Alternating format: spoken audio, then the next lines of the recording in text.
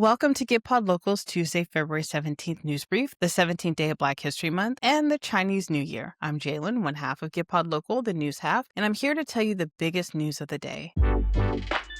Iran and the United States have agreed on guiding principles for an agreement, Iranians announced. Having said that, the Iran Supreme Leader threatens to sink U.S. aircraft carriers sent to the Middle East as nuclear talks continue. So talks are going great. A major study directly links air pollution to increased Alzheimer's risk. It feels like the planet and us as humans are linked. And if planet Earth is sick, then... Here in Texas, our state attorney general is investigating student immigration protests. Just a reminder, he is currently running to be the GOP nominee for a Senate seat. And today is the start of early voting in Texas. Help us choose someone who can fight against shit like this, please. The Diet Coke regime is erasing history and science at national parks, lawsuit argues, and they are correct. In Philly, Park Services removed explanatory panels last month from Independent National Historical Park, the site where George and Martha Washington lived with 9 of their enslaved humans in the 1790s, when Philadelphia was briefly the nation's capital. The regime directed the Interior Department to ensure these sites do not display elements that, quote, inappropriately disparage Americans past their living, unquote. Here's the thing. Washington, like most of our founding fathers, were trash humans, so disparage away. Secretary Glam Squad pisses off the Coast Guard by using their resources for deportations. The tensions between Secretary Glam Squad and the only branch of the United States military overseen by DHS stem from some early decisions she made that rankled Coast Guard officials. At times, the tensions have escalated into confrontations, the sources also said. In one contentious incident, Secretary Glam Squad's top advisor and not-so-secret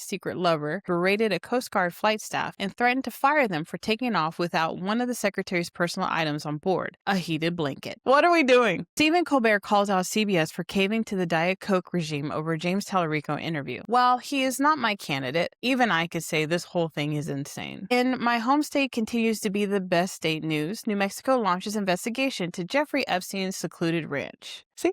We can do things. There are things we can do, and they are doing them. And finally, we lost some giants these last couple of days. Robert Duvall, a cinematic chameleon who played important parts in films such as To Kill a Mockingbird, The Godfather, and Apocalypse Now, has died. He was 95 years old. And Jesse Jackson, a civil rights activist and a former presidential candidate, has died at 84. He's known for a lot and did even more, including reminding little black kids that they were somebody, no matter what.